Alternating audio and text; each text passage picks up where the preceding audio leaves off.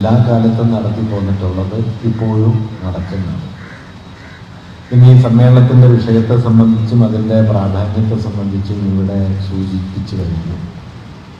മതനിരപേക്ഷത നേരിടുന്ന വെല്ലുവിളികൾ എന്നത് ഒരുപക്ഷെ കഴിഞ്ഞൊരു 3-4 പതിറ്റാണ്ടായി ഇന്ത്യൻ രാഷ്ട്രീയത്തിലെ കേന്ദ്ര പ്രശ്നങ്ങളിലൊന്നാണ്.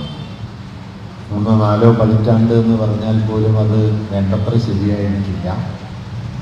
കാരണം 19-ാം നൂറ്റാണ്ടിൻ്റെ പകുതിയിൽ ഇന്ത്യ ഒരു ആധുനിക രാഷ്ട്രമായി പരിണമിച്ചു തുടങ്ങുന്ന സന്ദർഭം മുതൽക്ക് തന്നെ വർഗീയതയുടെ ആശയാവലികൾക്കും വർഗീയതയുടെ വീക്ഷണഗതികൾക്കും ഇന്ത്യൻ ദേശീയതാ സങ്കല്പത്തിനുള്ളിൽ ഇടമുണ്ട്.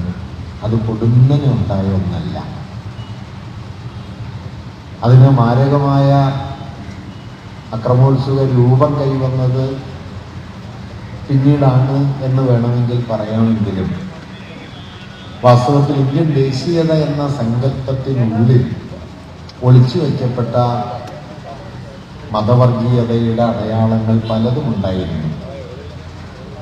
ഇന്ത്യൻ ദേശീയതയുടെ പരിണാമ ചരിത്രം വളരെ വിശദമായി പരിശോധിച്ച പണ്ഡിതന്മാർ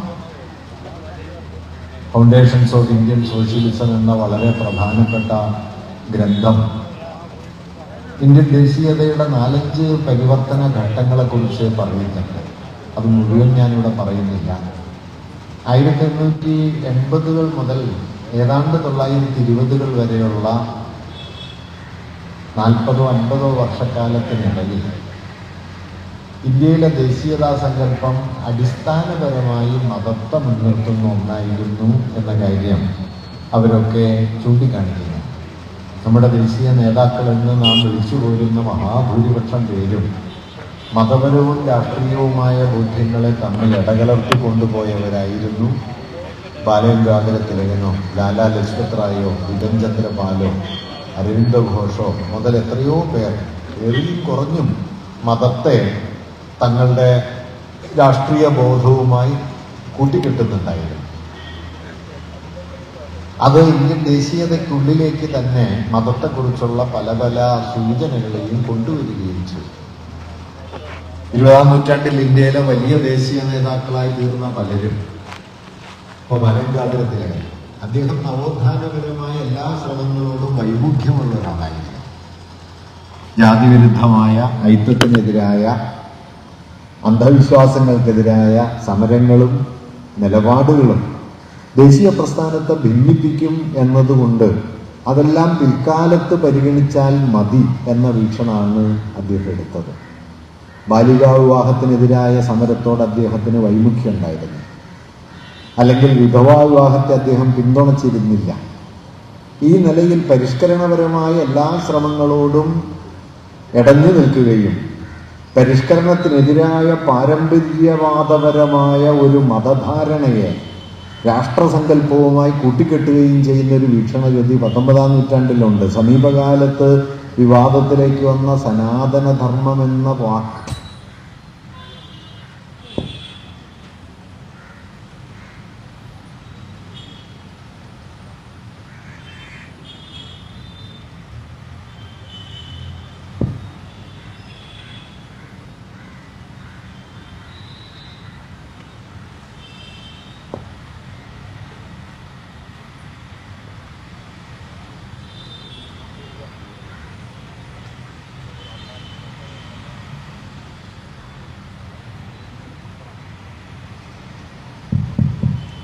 സമീപകാലത്ത് വലിയ ചർച്ചയിലേക്ക് വന്ന സനാതനധർമ്മം എന്ന സങ്കല്പത്തിന് തന്നെ ഈ പ്രകരണത്തിൽ പ്രാധാന്യമുണ്ട്. സനാതനം, ധർമ്മം മുതലായ വാക്കുകളൊക്കെ വളരെ മുമ്പേ ഉണ്ട്. പക്ഷെ സവിശേഷമായ ഒരു അർത്ഥത്തിൽ അവയെ ഉപയോഗിക്കുകയും ഹിന്ദുമതത്തെക്കുറിച്ചുള്ള പ്രത്യേകമായ ഒരു വീക്ഷണഗതിയെ അതിലൂടെ കടത്തിക്കൊണ്ടുവരികയും ചെയ്യുന്ന ഒരു സന്ദർഭം 19-ാം നൂറ്റാണ്ടിൽ ശക്തിപ്പെടുന്നുണ്ട്. അത് ഹിന്ദുമതത്തിനകമേ തന്നെ പരിഷ്കരണപരമായ നിലപാടുകൾ എടുത്തവ ഒരു വിഭാഗവും ആ പരിഷ്കരണപരമായ നിലപാടുകൾക്കെതിരെ പരമ്പരാഗത ഹിന്ദുമതത്തിൻ്റെ മൂല്യങ്ങളെയാണ് സംരക്ഷിക്കേണ്ടത് എന്ന് വാദിക്കുന്ന വിഭാഗവും തമ്മിലുള്ള തർക്കമായിട്ടാണ്. രാജാ റാംമോഹനെ പോലെയും ഈശ്വരചന്ദ്ര വിദ്യാസാഗറെ പോലെയും മറ്റുമൊക്കെ മതത്തിനകത്തുള്ള പരിഷ്കരണങ്ങൾക്ക് വേണ്ടി ശ്രമിക്കുന്ന പരിഷ്കരണവാദികളും ഈ പരിഷ്കരണവാദത്തിനെതിരെ മതത്തിൻ്റെ ശാശ്വതമായ പ്രമാണങ്ങളെ സംരക്ഷിച്ച് മുന്നോട്ട് പോകണം എന്ന് വാദിക്കുന്ന സനാതനികളും എന്ന നിലയിലാണ് 19-ാം നൂറ്റാണ്ടിൽ ഹിന്ദുമതത്തിനകത്ത് പ്രത്യേകിച്ച് ഉത്തര ഭാരതത്തിലും മഹാരാഷ്ട്രയിലുമൊക്കെ ഒരു വലിയ വേർതിരിവുണ്ടാകുന്നത്. അതിൽ ആദ്യഘട്ടത്തിൽ പരിഷ്കരണവാദികൾക്ക് വലിയ മേൽക്കൈ കിട്ടിയെങ്കിലും 1870-കളാകുമ്പോഴേക്കും പരിഷ്കരണവാദികൾക്ക് മുകളിലേക്ക് ഈ യാഥാസ്ഥിതിക ഹിന്ദുത്വത്തിൻ്റെ വീക്ഷണഗതികൾക്ക് ചിലപ്പോഴൊക്കെയും മേൽക്കൈ കിട്ടുകയും തങ്ങളുടെ വീക്ഷണഗതിയെ സംരക്ഷിക്കുന്നതിനു വേണ്ടി സനാതന ധർമ്മരക്ഷിണീ സഭകൾ എന്നെല്ലാമുള്ള പേരുകളിൽ ചില കൂട്ടായ്മകൾ അവരുണ്ടാക്കിയെടുക്കുകയും ചെയ്യുന്നുണ്ട്. ഞാൻ പറഞ്ഞു വന്നത് ഈ വാക്ക് കേട്ട് തെറ്റിദ്ധരിക്കരുത് എന്നാണ്. നാരായണഗുരു സനാതനങ്ങളായ ധർമ്മങ്ങൾ എന്ന് പറയുന്നത് ഇവരുടെ ഈ മനുസ്മൃതിയിലെ ചാതുർവർണ്ണത്തെയും ജാതിധർമ്മത്തെയുമാണ് എന്ന് സ്ഥാപിച്ചെടുക്കാനും അതുകൊണ്ട് ഗുരു തന്നെയും സനാതനിയാണ് എന്ന് സ്ഥാപിക്കാനും ഒക്കെ ശ്രമം നടക്കുന്നുണ്ട്.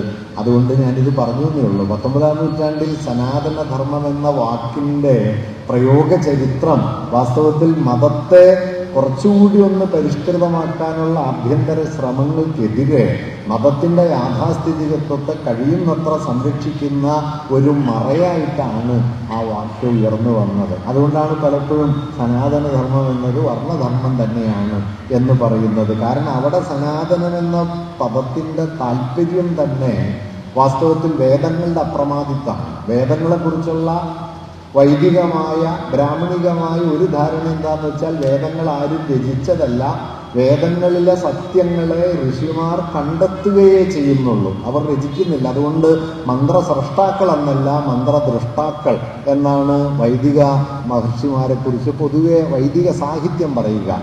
മന്ത്രം രചിക്കുന്നവരല്ല, മന്ത്രം കാണുന്നവരാണ്. ഉള്ളതാണ് കാണുന്നത്, ഇല്ലാത്തതാണ് രചിക്കുന്നത്. അതുകൊണ്ട് മന്ത്രസ്രഷ്ടാവല്ല, മന്ത്രദ്രഷ്ടാവാണ്, കാണുകയാണ് എന്ന മട്ടിൽ. അതായത് ശാശ്വതമായ പ്രപഞ്ച തത്വങ്ങളാണ് വേദങ്ങളിലുള്ളതെന്നും അത് കണ്ടറിഞ്ഞ മുനിമാരാണ് സനാതനമായ ഈ സത്യത്തിൻ്റെ അവതാരകരെന്നും അതുകൊണ്ട് അവർ ദ്രഷ്ടാക്കളാണ് എന്നും പറയും.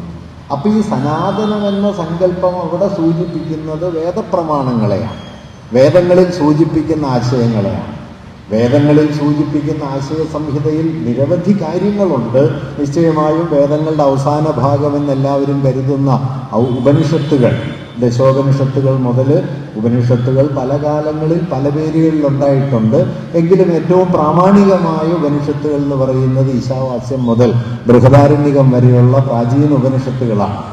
ആ പ്രാചീന ഉപനിഷത്തുകളിലും വൈദിക സാഹിത്യത്തിലുമൊക്കെ തെളിയുന്ന വിചാരങ്ങളെ ചേർത്ത് വച്ചാണ് വൈദിക മൂല്യങ്ങൾ എന്നൊക്കെ പറയുന്നത്.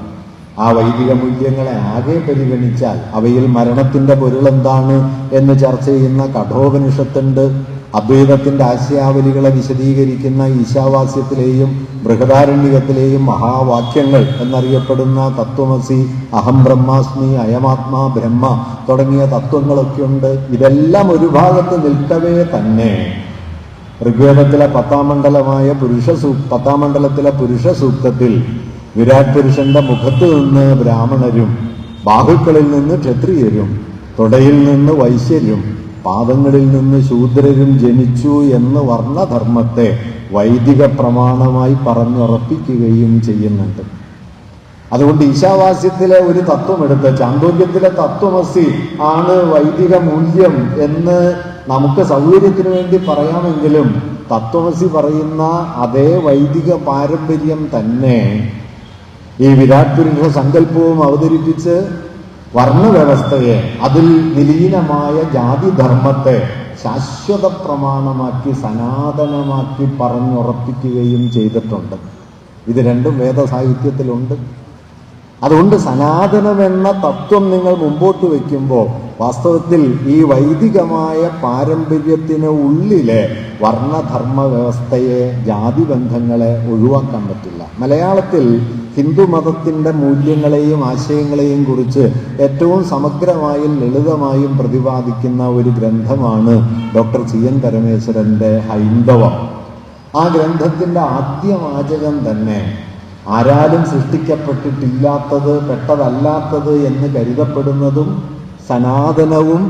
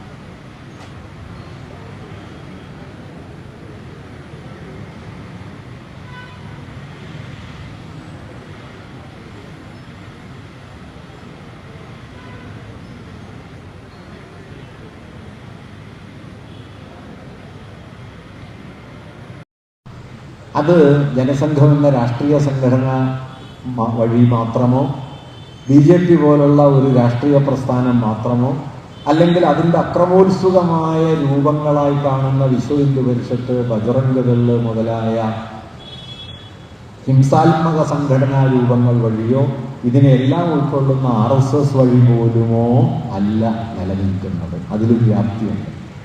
വാസ്തവത്തിൽ ഇന്ത്യൻ വർഗീയതയെ ചെറുക്കണമെങ്കിൽ രണ്ട് തലങ്ങളിൽ നാം കൂടുതൽ ആഴത്തിൽ ഇടപെടേണ്ടതുണ്ട് എന്നാണ് ഞാൻ പറയാൻ ശ്രമിക്കുന്ന കാര്യം. അതിലൊന്ന് ഇന്ത്യയുടെ ഭൂതകാലത്തിൻ്റെ ബഹുത്വത്തെ തിരിച്ചു പിടിക്കുക എന്നുള്ളത്. ഇന്ത്യയുടെ ഭൂതകാലത്തെ മതവൽക്കരിച്ച് ആ ഭൂതകാലത്തിൻ്റെ ഉടമാവകാശം തങ്ങൾക്കാണ് എന്ന് സ്ഥാപിച്ചെടുക്കാനായി ഇന്ത്യയിലെ ഹിന്ദുത്വവാദികൾ നേരിട്ടും ദേശീയവാദികൾ എന്നറിയപ്പെട്ട ആളുകൾ പരോക്ഷമായും ചെയ്ത പ്രവർത്തനങ്ങൾ കഴിഞ്ഞ 2 നൂറ്റാണ്ട് കൊണ്ട് ഇന്ത്യൻ ഭൂതകാലത്തിന് ഹൈന്ദവമായൊരു പരിവേഷം നൽകിയിട്ടുണ്ട്. അതൊരു യാഥാർത്ഥ്യമാണ്. ഇപ്പം ഞാൻ ലളിതമായി പറയാം. ബ്രാഹ്മണമതം ഇന്ത്യയിൽ പ്രവർത്തിച്ചതിനേക്കാൾ 100 മടങ്ങ് വ്യാപ്തിയിൽ പ്രവർത്തിച്ചതാണ് ബുദ്ധമതം. ബുദ്ധമതം ഇന്ത്യൻ നാട്ടുജീവിതത്തിൽ എത്രയെത്ര സ്വാധീനങ്ങളുണ്ടാക്കി. നമ്മുടെ പള്ളിക്കൂടം എന്ന വാക്ക് ബൗദ്ധ പാരമ്പര്യത്തിൽ നിന്ന് വന്നതാണ്. പള്ളി എന്ന വാക്ക് ബൗദ്ധ പാരമ്പര്യത്തിൽ നിന്ന് വന്നതാണ്. ബുദ്ധമതത്തിൻ്റെ ഇപ്പോൾ ശബരിമലയിലെ ശരണം വിളി തന്നെ ബൗദ്ധമായ ശരണത്രയത്തിൽ നിന്ന് രൂപപ്പെട്ടു വന്നതാണ് എന്ന് വിവരിക്കപ്പെടാറുണ്ട്. അങ്ങനെ നമ്മുടെ നാട്ടുജീവിതത്തിൻ്റെ ഏതെല്ലാം പ്രതലങ്ങളിൽ ബുദ്ധമതം അതിവിപുലമായി വ്യാപിച്ചിട്ടുണ്ട് ഒരു ഘട്ടത്തിൽ. പക്ഷെ നോക്കൂ, ഇന്ത്യയുടെ ചരിത്രം നിങ്ങൾ എഴുതാൻ തുടങ്ങുമ്പോൾ, ഇന്ത്യൻ സമൂഹത്തെ വിവരിക്കാൻ തുടങ്ങുന്ന സമയത്ത് ഇന്ത്യ ഉപനിഷത്തുകളുടെ നാടാണ് എന്ന് സ്വാഭാവികമായി പറയാൻ തോന്നുന്നത് പോലെ ഇന്ത്യ ബുദ്ധന്റെ നാടാണ് എന്ന് നമ്മൾ പറയില്ല. ഇന്ത്യ ബുദ്ധന്റെ നാടാണ്. ഉപനിഷത്തുകളെയും ബ്രാഹ്മണ്യത്തെയും ജാതിയെയും വർണ്ണധർമ്മത്തെയും വേദപ്രമാണത്തെയും വെല്ലുവിളിച്ചുകൊണ്ട് 6-8 നൂറ്റാണ്ട് കാലം അതിനെ നിലംപരിശാക്കുന്ന മട്ടിൽ ഇന്ത്യയിൽ നിലനിന്നൊരു പാരമ്പര്യമാണ് ബുദ്ധമതത്തിൻ്റേത്. ആ ബുദ്ധമതത്തെ പുഷ്യമിത്ര സുന്ദരി ശേഷം നേരിട്ട തകർച്ചയുടെ പശ്ചാത്തലത്തിൽ ബുദ്ധമതത്തിൽ നിന്ന് ബ്രാഹ്മണ മതത്തെ പുനഃസംഘടിപ്പിച്ചാണ് ഹിന്ദുമതം എന്ന രൂപത്തിൽ ഇത് ഉറയ്ക്കുന്നത് പോലും. അത്ര വിപുലമായ ഒരു പാരമ്പര്യം ഇന്ത്യയിലുണ്ട്. അഷ്ടാംഗ ഹൃദയം ബൗദ്ധകൃതിയാണ്. 1924 ആലുവയിൽ സർവമത സമ്മേളനം ചേരുന്ന സമയത്ത് സ്വാഗത പ്രസംഗം നടത്തുന്ന സത്യവ്രത സ്വാമികൾ ഒരു വാക്യം പറയുന്നുണ്ട്. എല്ലാ മതങ്ങളും ഒന്നാണ് എന്ന് പറയാൻ വേണ്ടിയിട്ട് അദ്ദേഹം രസകരമായൊരു കൽപ്പന അവതരിപ്പിക്കുന്നത്, അലോപ്പതി ചികിത്സ കണ്ടെത്തിയത് പാശ്ചാത്യരായ ക്രൈസ്തവരാണ് എന്നതുകൊണ്ട് ഹിന്ദുക്കളും മുസ്ലിങ്ങളും അലോപ്പതി ചികിത്സ സ്വീകരിക്കാതിരിക്കുന്നില്ലല്ലോ. ആയുർവേദം വയസ്കര മൂസതിൻ്റെതാണ് എന്നതുകൊണ്ട് ക്രിസ്ത്യാനികളോ മുസ്ലിങ്ങളോ ആയുർവേദം ഒഴിവാക്കുന്നില്ലല്ലോ. തുടർന്ന് അദ്ദേഹം പറയുന്നത്, അഷ്ടാംഗ ഹൃദയം ബൗദ്ധകൃതിയായതുകൊണ്ട് ഏകാദശി നാളിൽ അഷ്ടാംഗ ഹൃദയം വായിക്കരുത് എന്ന് മലയാള ബ്രാഹ്മണർ വിലക്കേർപ്പെടുത്തിയിട്ടുണ്ടെങ്കിലും ഏകാദശി ദിവസം വലിവ് വന്നാൽ അഷ്ടാംഗ ഹൃദയം നിർദ്ദേശിക്കുന്ന ധന്വന്തരം ഗുളിക കഴിക്കാൻ മലയാള ബ്രാഹ്മണരും മടിക്കുന്നില്ലല്ലോ. അവസാനത്തെ വാക്യം, ശരീരത്തിൻ്റെ രോഗങ്ങൾക്ക് മതഭേദം കൂടാതെ ചികിത്സയാകാമെങ്കിൽ ആത്മാവിൻ്റെ അന്വേഷണങ്ങൾക്ക് എന്തിനാണ് മതഭേദം? ഇത് സത്യവ്രത സ്വാമികൾ പറയുന്നുണ്ട്. ഞാൻ പറഞ്ഞത് അഷ്ടാംഗ ഹൃദയം പോലെ ഇന്ത്യയിലുടനീളം പ്രചരിച്ച ചികിത്സാ സമ്പ്രദായത്തെ മുഴുവൻ ക്രോഡീകരിച്ച ബേസിക് ടെക്സ്റ്റ് ബൗദ്ധമായി രചിക്കപ്പെട്ടതാണ്. അങ്ങനെ എന്തല്ല, നമ്മുടെ കല, നമ്മുടെ സാഹിത്യം, നമ്മുടെ തത്വവിചാരം ഒക്കെ വിപുലമായ ബൗദ്ധ പാരമ്പര്യത്തോട് ബന്ധപ്പെട്ട് കിടക്കുന്നുണ്ടെങ്കിലും നമ്മൾ ഇന്ത്യൻ പാരമ്പര്യത്തെക്കുറിച്ച് പറയുമ്പോൾ ഔപനിഷദികം എന്ന് പറയുന്നത് പോലെ സഹജമായി ബൗദ്ധം എന്ന് പറയില്ല. ബുദ്ധനുണ്ടായിരുന്നു എന്ന മട്ടിലാണ്. ബുദ്ധനുണ്ടായിരുന്നു എന്നല്ല, ബുദ്ധനുണ്ട് എന്നതാണ്. ബുദ്ധനുണ്ട്. വൈദിക സാഹിത്യം ഇന്ത്യൻ സാമൂഹ്യ ജീവിതത്തിൽ പ്രവർത്തിച്ചതിൻ്റെ 100 മടങ്ങ് വ്യാപ്തിയിൽ ബുദ്ധമതം പ്രവർത്തിച്ചിട്ടുണ്ട്. അറിവായി, ആയുർവേദമാണ്, ആരാധനാ രീതികളാണ്, ദൈനംദിന ജീവിത പ്രയോഗങ്ങളാണ്. 6-7 നൂറ്റാണ്ട് ബുദ്ധമതം ഉണ്ടായിരുന്നു. ഇന്ത്യ ഭരിച്ച 5 മഹാചക്രവർത്തിമാരിൽ 2 പേര് ബൗദ്ധരാണ്. 2 പേര്. 5 ചക്രവർത്തിമാരാണ് ഇന്ത്യയിലെ ഏറ്റവും വലിയ ചക്രവർത്തിമാർ. 1 ചന്ദ്രഗുപ്ത മൗര്യൻ ജൈനനാണ്, 2 അശോകൻ ബൗദ്ധനാണ്, 3 ഹർഷവർദ്ധനൻ ബൗദ്ധനാണ്, 4 അക്ബർ മുസൽമാൻ, 5 ചന്ദ്രഗുപ്ത വിക്രമാദിത്യൻ ഹിന്ദുവാണ്. അഴീക്കോട് മഹർഷി 5 പേര് പറഞ്ഞിട്ട് പറയും, അതുകൊണ്ട് കണക്ക് പറയുമ്പോൾ 5-ൽ 1-ന്റെ കണക്കേ പറയാൻ പാടുള്ളൂ. പക്ഷെ ഇപ്പം 5-ൽ 5-ന്റെ കണക്കും പറയും. 5-ൽ 1 ഉള്ളൂ. ഈ വിക്രമാദിത്യൻ എന്ന് പറഞ്ഞാൽ ഗുപ്തരാജാവായ ചന്ദ്രഗുപ്തനെ മാറ്റി നിർത്തിയാൽ 2 ബൗദ്ധരും 1 ജൈനനും 1 മുസൽമാനും 1 ഹിന്ദുവും ആണ് ഇന്ത്യ കണ്ട 5 മഹാചക്രവർത്തിമാർ. ഇത് ഇന്ത്യയുടെ സ്വാഭാവിക രീതിയാണ്. അതിൽ ബൗദ്ധ ചക്രവർത്തിമാരുടെ പേര് ശ്രദ്ധിക്കണം കേട്ടോ. ഒന്ന് അശോകം ആണ്, അശോകൻ, ശോകനാശമാണ്. രണ്ട് ഹർഷവർദ്ധനനാണ്, ആനന്ദം പെരുപ്പിക്കുന്നവനാണ്. ചില വാക്കുകൾക്കൊക്കെ ചരിത്രത്തിൽ ഇങ്ങനെ അർത്ഥം വലുതായി വരും. വിക്രമം കൊണ്ട് ആദിത്യനായവനല്ല, ഹർഷവർദ്ധനൻ.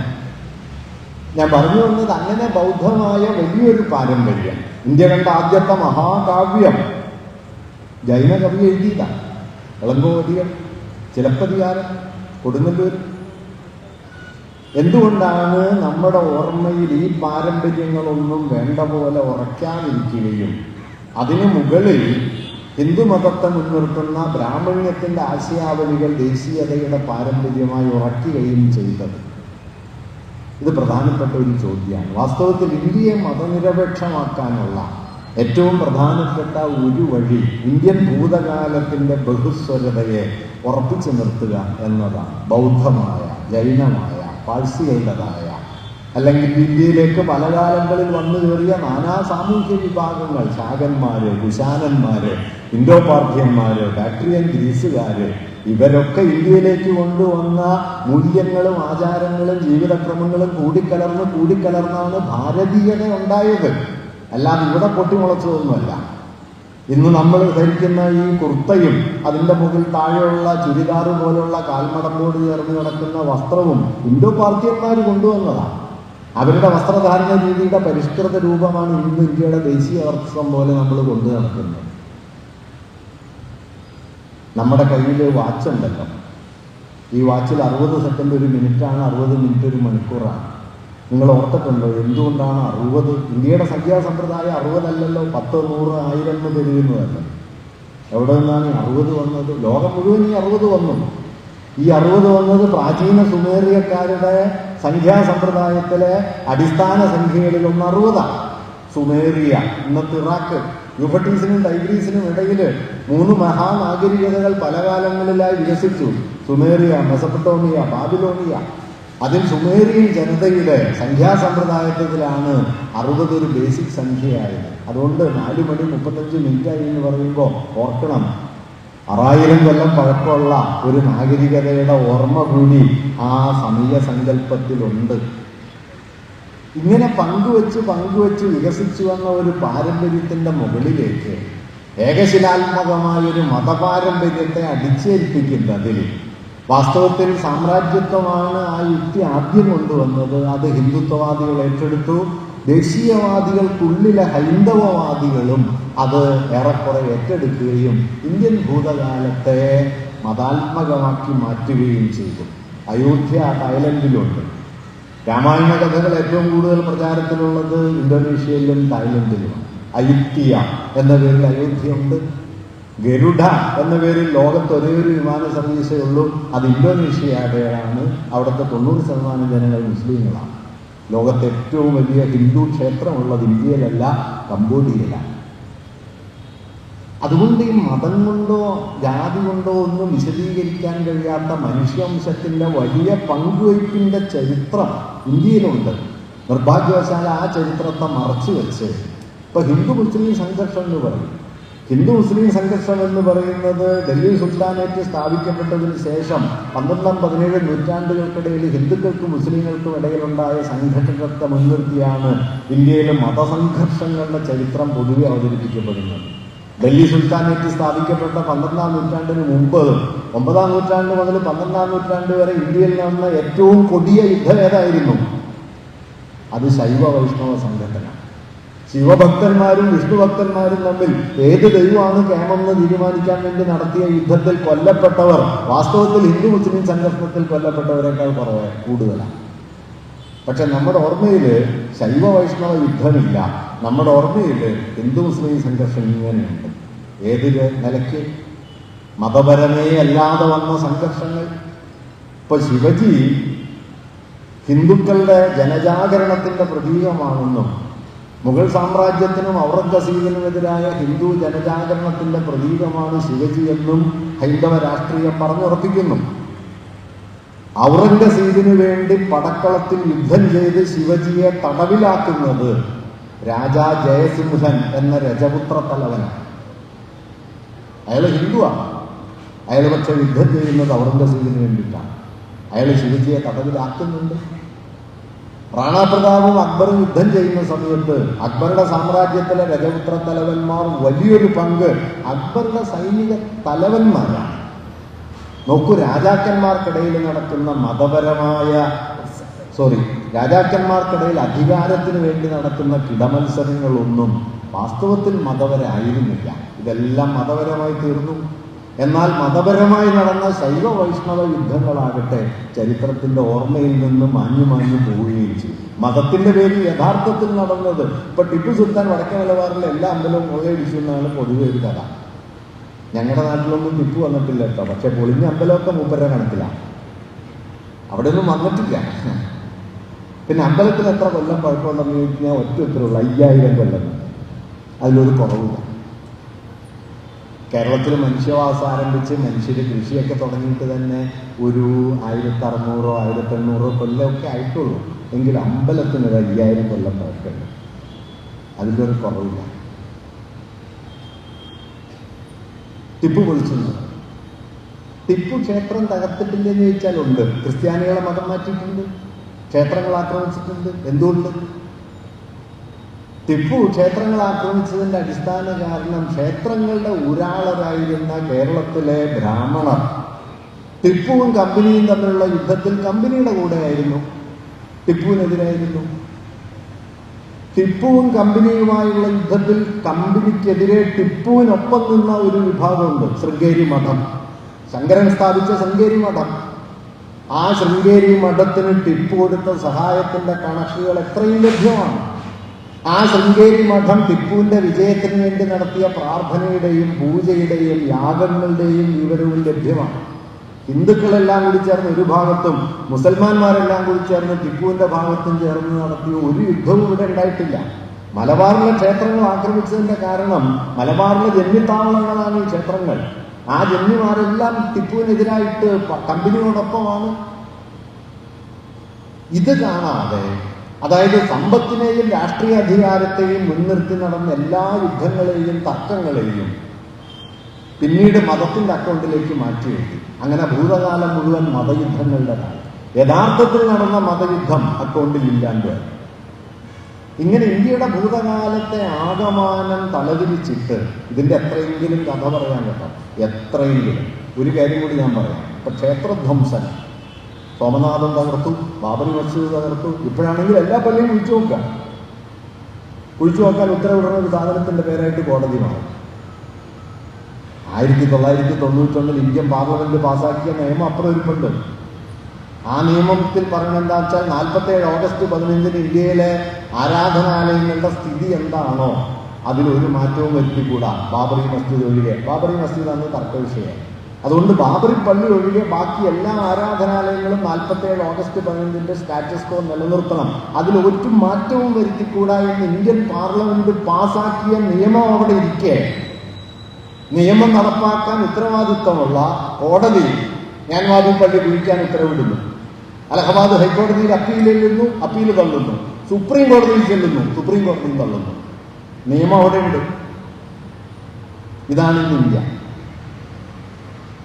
ഇങ്ങനെ ഭരണകൂടം അപ്പാടെ തന്നെ വർഗീയതയുടെ നടത്തിപ്പുകാരായി മാറിയ ഒരു സ്ഥിതി നമുക്ക് ഇന്ന് ഇന്ത്യയിൽ കാണാം. ഇത് പുതിയ കാര്യമല്ല കേട്ടോ. 48 വിഭജനത്തിന് പിന്നാലെ ഡൽഹി ഏതാണ്ട് ഇങ്ങനെയാണ്. വിഭജനത്തിന് ശേഷം ഡൽഹിയിൽ കലാപം പടർന്നു പിടിക്കുന്ന സമയത്താണ് കൽക്കട്ടയിൽ നിന്ന് ഗാന്ധി ഡൽഹിയിലെത്തുന്നത്. 47 സെപ്റ്റംബർ 9 അദ്ദേഹം രാവിലെ ഡൽഹിയിൽ തീവണ്ടി ഇറങ്ങി. പട്ടേലും രാജ്കുമാരും അമൃത്കവറും അദ്ദേഹത്തെ സ്വീകരിക്കാൻ വരുന്നുണ്ട്. ഭംഗി കോളനിയിലേക്ക് അദ്ദേഹത്തെ കൊണ്ടുപോകാൻ കഴിഞ്ഞില്ല. ബിർള ഹൗസിലേക്ക് കൊണ്ടുപോയി. അന്ന് വൈകുന്നേരം ഗാന്ധി ഹുമയൂൺ ടോംബിൽ പോയി. അഭയാർത്ഥികൾ തിങ്ങിക്കൂടിയ സ്ഥലമായിരുന്നു ഹുമയൂൺ ടോംബ്. ഗാന്ധിക്കെതിരെ വമ്പിച്ച അധിക്ഷേപങ്ങൾ അവിടെ നിന്ന് ഉണ്ടായി. ഗാന്ധി അതെല്ലാം കേട്ടു. ഗാന്ധി വാസ്തവത്തിൽ ഡൽഹിക്ക് വന്നതല്ല, പഞ്ചാബിലേക്ക് പോകാൻ വന്നതാണ്. അന്ന് ഗാന്ധി തീരുമാനിക്കുന്നത് പഞ്ചാബിലേക്ക് പോകുന്നില്ല, ഡൽഹി തിരിച്ചുവില്ല. ഡൽഹി നഷ്ടപ്പെട്ടാൽ പിന്നെ ഇന്ത്യ ബാക്കി ഉണ്ടാവില്ല എന്ന് ഗാന്ധി മനസ്സിലാക്കി. 144 ദിവസം പിന്നെ ഗാന്ധി ഡൽഹിയിൽ തന്നെ. ആ 144 ദിവസം കൊണ്ട് ഗാന്ധി ഡൽഹി തിരിച്ചു പിടിച്ചു. നാം ഓർക്കേണ്ട ഒരു കാര്യമുണ്ട്. 48 ഓഗസ്റ്റ് ജനുവരി 30 ഗാന്ധി കൊല്ലപ്പെട്ടതിൻ്റെ ബലം കൊണ്ടാണ് വാസ്തവത്തിൽ ഇന്ത്യ എന്ന രാഷ്ട്രം പിന്നെ 25 കൊല്ലം നിലനിന്നത്. ആ 25 കൊല്ലത്തിലേക്ക് പിന്നെയും 25 കൊല്ലം കഴിഞ്ഞ് ഹിന്ദുത്വത്തിന് ഈ മണ്ണിൽ ചുവടറച്ച് നിൽക്കാനായിട്ട് ഇടം കൊടുത്ത ആദ്യത്തെ പ്രവൃത്തിയുടെ പേര് അടിയന്തരാവസ്ഥ എന്നതാണ്. ഇതൊന്നും മറക്കാൻ പറ്റില്ല. അടിയന്തരാവസ്ഥയാണ് RSSന് ഈ രാജ്യത്ത് സാമൂഹ്യമായ സ്വീകാര്യതയുടെ ഒരു മുഖം ഗാന്ധി വധത്തിന് ശേഷം നൽകിയത്. 48 പുറത്തു പോയതാണ്. അതിനുമുമ്പ് അവർക്ക് വേറൊക്കെയുണ്ട്. ഗാന്ധി തന്റെ ചോര കൊണ്ട് സൃഷ്ടിച്ച ഒരു രാജ്യം കൂടിയാണിത്. ഇതൊന്നും ഓർക്കേണ്ടതാണ്. ഗാന്ധി പിന്നെ 144 ദിവസം ഡൽഹിയിൽ ജീവിക്കുകയും കലാപസ്ഥലങ്ങളിലൊക്കെ പോവുകയും 48 ജനുവരി 20 ഗാന്ധിക്ക് നേരെ ബോംബെറിയുന്നുണ്ട്. ബോംബെറിയുന്ന സമയത്ത് ബോംബൊന്നും പൊട്ടിയില്ല. മദൻലാൽ പഹ്വ എന്ന് പറയുന്ന പഞ്ചാബിൽ നിന്ന് വന്ന ഒരു അഭയാർത്ഥിയാണ്. 20 വയസ്സ് മാത്രമുള്ള ഒരു പയ്യനാണ് ഗാന്ധിക്കെതിരെ ബോംബെറിയുന്നത്. പോലീസ് പ്രൊട്ടക്ഷൻ ഏർപ്പെടുത്താൻ തീരുമാനിച്ചെങ്കിലും ഗാന്ധി സമ്മതിച്ചില്ല. ഗാന്ധി 1948 ജനുവരി 29 രാത്രി 9 മണിക്ക് ഗാന്ധിയുടെ സഹായിയായ മനു ഗാന്ധിയോട് മരുന്ന് കഴിക്കാൻ പറയുന്നു. ഗാന്ധിക്ക് വലിയ ചുമയുണ്ടെന്ന്. മരുന്ന് കഴിക്കാൻ പറയുന്നു. ഗാന്ധി മരുന്ന് കഴിക്കുന്നില്ല. എന്നിട്ട് ഗാന്ധി മനുവിനോട് പറഞ്ഞൊരു വാക്യം മനു പിന്നീട് ഗാന്ധിയെക്കുറിച്ചുള്ള ഓർമ്മയിൽ എഴുതിയിട്ടുണ്ട്. ഗാന്ധി പറഞ്ഞത്, ഞാൻ രോഗബാധിതനായിട്ടാണ് മരിക്കുന്നതെങ്കിൽ ഞാനൊരു കപട മഹാത്മാവായിരുന്നു എന്ന് നീ ലോകത്തോട് പറയണം. അതിൻ്റെ പേരിൽ നിന്നെ ലോകം പഴിക്കും, അധിക്ഷേപിക്കും, എങ്കിലും നീ പറയണം. മറിച്ച് കഴിഞ്ഞ ആഴ്ചയിലെന്ന പോലെ ആരെങ്കിലും എനിക്ക് നേരെ ബോംബെറിയുകയോ ആരെങ്കിലും എൻ്റെ നെഞ്ചിന് നേരെ വെടിയുതിർക്കുകയോ ചെയ്യുകയും ചുണ്ടിലൊരു ഞരക്കം പോലും ഇല്ലാതെ ദൈവനാമത്തോടെ ഞാനത് ഏറ്റുവാങ്ങുകയും ചെയ്യുകയാണെങ്കിൽ ഞാനൊരു യഥാർത്ഥ മഹാത്മാവായിരുന്നു എന്ന് നീ ലോകത്തോട് പറയണം. ഇത് 48 ജനുവരി 29 രാത്രി 9 മണി കഴിഞ്ഞിട്ടാണ്. പിന്നെ ഗാന്ധി 20 മണിക്കൂർ ജീവിച്ചിട്ടില്ല. ഗാന്ധിക്ക് അറിയുമായിരുന്നു താൻ കൊല്ലപ്പെടുന്നു. താൻ കൊല്ലപ്പെടുമെന്ന പൂർണ്ണ ബോധ്യത്തോടെ തന്നെ ഗാന്ധിയോട് പറയുന്നുണ്ട്, ഏതോ ഒരു വികടൻ പയ്യന്റെ ഏർപ്പാടായിരുന്നു 20ാം ബോംബേർ എന്ന് ബിർള ഹൗസിൽ അദ്ദേഹത്തിന്റെ സഹായികൾ ഒരാൾ പറയുന്ന സമയത്ത് ഗാന്ധി ചോദിക്കുന്ന ലളിതമായ ചോദ്യം, can you see there is a wider and larger conspiracy behind that?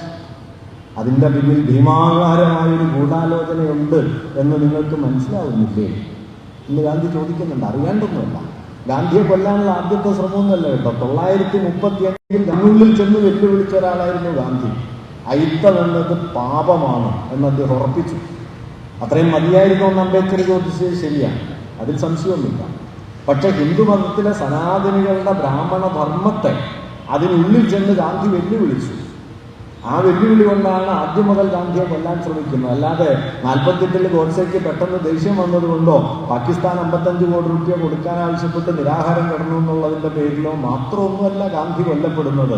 1935 നാഗ്പൂരിൽ പൂനെയിൽ ഗാന്ധി സഞ്ചരിക്കുന്നു എന്ന് സങ്കല്പിച്ചിരുന്ന കാറിന് നേരെ ബോംബെറിഞ്ഞു. കാറ് കത്തിച്ചാമ്പലായിപ്പോയി. അതിന്റെ അവശിഷ്ടം മാത്രം ഇന്നും പൂനെയിലെ ഗാന്ധി മ്യൂസിയത്തിലുണ്ട്. അത് നിങ്ങൾ എപ്പോഴെങ്കിലും പോയാൽ അവിടെ കാണാം. അതിൻ്റെ എല്ല് മാത്രം, അതിൻ്റെ അസ്ഥിവഞ്ചനം മാത്രം ഗാന്ധി ഭാഗ്യത്തിന് പിന്നാലെ വന്ന കാറിലായിരുന്നു. അതുകൊണ്ട് ആദ്യത്തെ കാറിൽ കത്തിക്കരിഞ്ഞെങ്കിലും അദ്ദേഹം രക്ഷപ്പെട്ടു. പിന്നെ അദ്ദേഹത്തിൻ്റെ ജീവിതകാലത്ത് 5 തവണ കൂടി അദ്ദേഹം വധശ്രമം നേരിട്ടു. 5ാമത്തതാണ് 1948 ജനുവരി 20. 6ാമത്തതിലാണ് അവർ വിജയിച്ചത് 48 ജനുവരി 30. അതുകൊണ്ട് ഞാൻ പറഞ്ഞു തന്നെ എന്താണെന്ന് വെച്ച് കഴിഞ്ഞാൽ, ഈ ഹിന്ദുത്വത്തിൻ്റെ ഗാന്ധിയെ കൊന്നതിന് കാരണം എന്താണ്? ഗാന്ധിയെ കൊന്നതിന് കാരണം ഗോഡ്സെ കോടതിയിൽ വായിച്ച കുറ്റ തൻ്റെ മൊഴിയിൽ പറയുന്നു. അദ്ദേഹം പറഞ്ഞത് 2 കാര്യങ്ങളാണ് പ്രധാനം. ഒന്ന്, അഹിംസ പോലുള്ള മൂല്യങ്ങളെ കുത്തിക്കടത്തി ഹിന്ദു മതത്തെ ദുർബലപ്പെടുത്തി. അത് വളരെ പ്രധാനപ്പെട്ട ഒരു കാര്യമാണ്. കാരണം അഹിംസയിൽ നിന്നും ഹിന്ദു മതത്തിൻ്റെ സഹജ പാരമ്പര്യത്തിലേ ഇല്ല. വികേൻ പറയുന്നത് പോലെ എന്താണ് ഗീതയുടെ ധർമ്മം? വികേൻ ഒരു കഥയിൽ പറയുന്നുണ്ട്. എന്താണ് ഭഗവത്ഗീതയുടെ സന്ദർഭം? ഒറ്റ വഴിയുള്ളൂ, ഒറ്റ വാക്കാണ് വികേൻ പറയുന്നത്, കൊല്ലട. അർജുനനൊരു സംശയം വന്നു, കൊല്ലാമോ?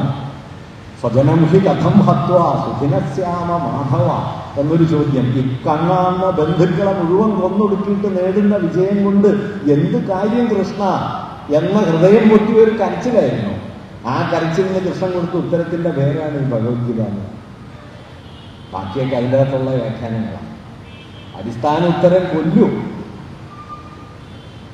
ആ ഹിന്ദുമതത്തിനുള്ളിൽ കയറിയിട്ടാണ് ഗാന്ധി അഹിംസ ഉറപ്പിച്ചത്. ഗോഡ്സെ പറയുന്നുണ്ട് അതാണ് ഗാന്ധിയുടെ ഒരു കുറ്റം.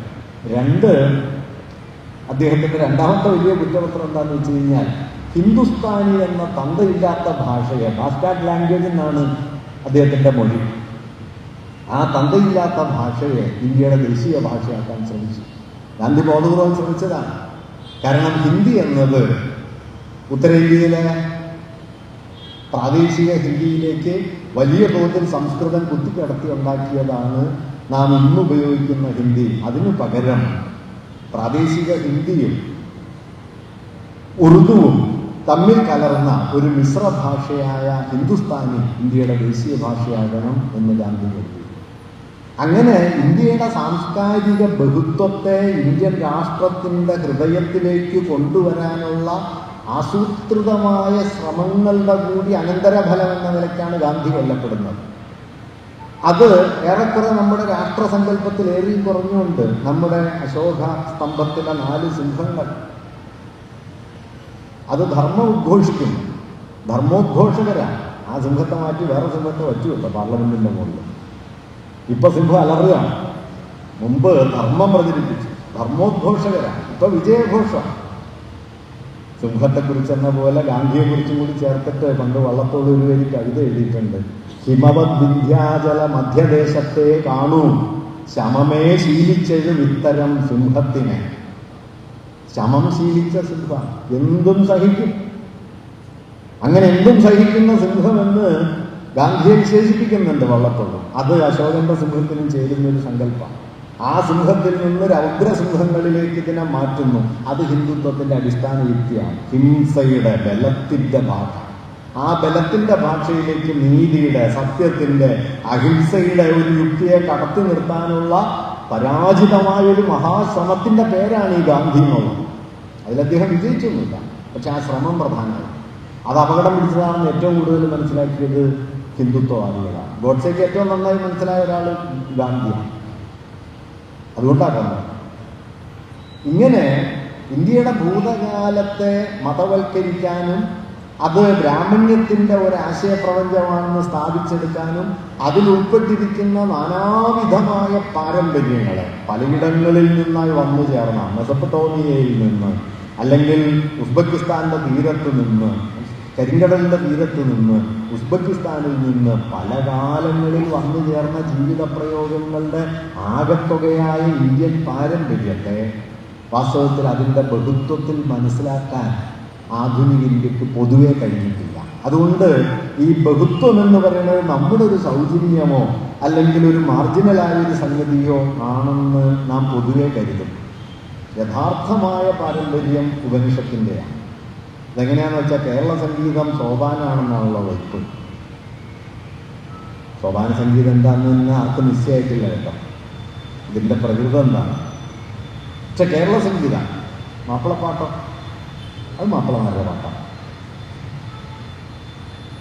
ഈ വിഭജന യുക്തിയിൽ കൂടിയാണ് വാസ്തവത്തിൽ ഹിന്ദുത്വത്തിൻ്റെ ഒരു നുഴഞ്ഞുകയറ്റം. കാരണം ദേശീയമായിരിക്കുന്നതെല്ലാം ഹൈന്ദവമാണ്, ഹൈന്ദവമല്ലാത്തതെല്ലാം ഒന്നുകിൽ പ്രാന്തങ്ങളിലാണ് അല്ലെങ്കിൽ വൈദേശിക. തികച്ചും സത്യവിരുദ്ധമാണ്. അങ്ങനെ ഹൈന്ദവമായ ഒരു ആധാരത്തിന് മുകളിൽ കെട്ടിപ്പടുക്കപ്പെട്ടതേ അല്ല ഇന്ത്യ. ബ്രാഹ്മണമതം മുമ്പേ ഉണ്ട്. അത് ഇന്ത്യയുടെ വളരെ ചെറിയ ഒരു ആധാരം മാത്രമായിട്ടേ ബ്രാഹ്മണമതമുള്ളൂ. റോമില ഥാപ്പർ അവരുടെ പ്രധാനപ്പെട്ട ഒരു ചരിത്രകൃതിയിൽ പറയുന്നുണ്ട്, ഇന്ത്യ കണ്ട 5 മഹാചക്രവർത്തിമാരിൽ ഒരേയൊരു ഹിന്ദു ചക്രവർത്തിയായ വിക്രമാദിത്യന്റെ സദസ്സിൽ ചെന്ന് നിങ്ങളൊരു ഹിന്ദുവാണോ എന്ന് വിക്രമാദിത്യനോട് ആരെങ്കിലും ചോദിച്ചിരുന്നു എങ്കിൽ ആ ചോദ്യം വിക്രമാദിത്യന് മനസ്സിലാവുമായിരുന്നില്ല എന്നാണ്. കാരണം വിക്രമാദിത്യന്റെ കാലത്ത് ഈ വാക്കില്ല. മൂപ്പർക്കിത് മനസ്സിലാവണമെങ്കിൽ ഈ വാക്ക് വേണമല്ലോ. പ്രാചീന പേർഷ്യൻ ഭാഷയിൽ സിന്ധു എന്ന വാക്ക് മാറ്റി ഉച്ചരിച്ചതിൻ്റെ ഫലമായിട്ടുണ്ടായതാണ് ഹിന്ദു. പിന്നെ ചില ശ്ലോകമൊക്കെ ഉണ്ടാക്കിയിട്ടുണ്ട് കേട്ടോ. ഇപ്പൊ സമീപകാലത്ത് ചില ശ്ലോകമൊക്കെ ഉണ്ട്, അതെല്ലാം ഇവർ ചമയ്ക്കും. ആറ്റം ബോംബ് വേഗത്തിലുണ്ടെന്ന് പറയുന്ന ആളുകളാണ്. ഗണപതി പ്ലാസ്റ്റിക് സർജറി ആണെന്ന് പറയുന്ന ആൾക്ക് പിന്നെ ഒരു ശ്ലോകം ഉണ്ടാക്കാനാണ് പ്രയാസം. അതൊക്കെ ഉണ്ടാവും. സകാരം ഹകാരായിട്ട് മാറിയതാണ്, സിന്ധു ഹിന്ദു ആയതാണ്. സപ്ത സിന്ധുക്കൾ സപ്ത ഹിന്ദുക്കളായി തീർന്നു. അങ്ങനെ സിന്ധു നദിയുടെ തീരത്ത് കഴിയുന്നവർ സിന്ധുക്കൾ എന്ന വാക്കാണ് ഹിന്ദുക്കൾ എന്ന വാക്കായിട്ട് മാറിയത്. അതുകൊണ്ട് കൂടിയാണ് ഒരു എന്താ പറയുക, അന്യഭാഷയിലും അന്യദേശത്തും പിറന്നൊരു പദം കൊണ്ട് സ്വദേശത്തെയും മതത്തെയും വിശേഷിപ്പിക്കുന്നതിലെ അപര്യാപ്തത കൊണ്ടുകൂടിയാണ് ഹിന്ദു എന്ന വാക്കിന് പകരം സനാതനധർമ്മം എന്ന വാക്ക് ബ്രാഹ്മണ്യം ഉപയോഗിക്കാൻ തുടങ്ങിയത്. ഇതൊരു ആന്തരിക പദമല്ല, ഇതൊരു ബാഹ്യപദമാണ്. നിങ്ങൾ വലിയ പാരമ്പര്യം പറയുന്നു, പക്ഷെ നിങ്ങളെ വിളിക്കണ പേര് തന്നെ കണ്ടുണ്ടാക്കിയതാണെങ്കിൽ പിന്നെ അതിനൊരു ബലക്കുറവുണ്ടല്ലോ. അതിന് പരിഹാരമായിട്ട് ഉണ്ടാക്കിയത് കൂടിയാണ് ഈ സനാതനധർമ്മം. ആ വാക്ക് ഉറയ്ക്കുന്നതിൻ്റെ ഒരു കോണ്ടക്സ്റ്റ് അതാണ്. നമ്മൾ എക്സ്റ്റോണിയം എന്ന് പറയുമല്ലോ. എൻറ്റോണിയം എന്ന് പറഞ്ഞാൽ ഒരു പ്രദേശത്തിനുള്ളിൽ തന്നെ ആ പ്രദേശത്തെ സൂചിപ്പിക്കാനുണ്ടാകുന്ന വാക്കാണ്. മറിച്ച് ഒരു പ്രദേശത്തിന് പുറത്ത് ആ പ്രദേശത്തെ സൂചിപ്പിക്കാനുണ്ടാകുന്ന വാക്കാണ് ഹിന്ദു പോലുള്ള വാക്ക്. അതൊരു അപര്യാപ്തതയായി തോന്നിയപ്പോഴാണ് ഹിന്ദു എന്ന വാക്ക് എടുത്തു മാറ്റിയിട്ട് 19-ാം നൂറ്റാണ്ടിലെ യാഥാസ്ഥിതിക ബ്രാഹ്മണര് സനാതനധർമ്മം എന്ന് പറഞ്ഞത്. ഈ സനാതനധർമ്മം ഏറ്റവും കൂടുതൽ ക്ലെയിം ചെയ്ത ആരാന്നറിയോ?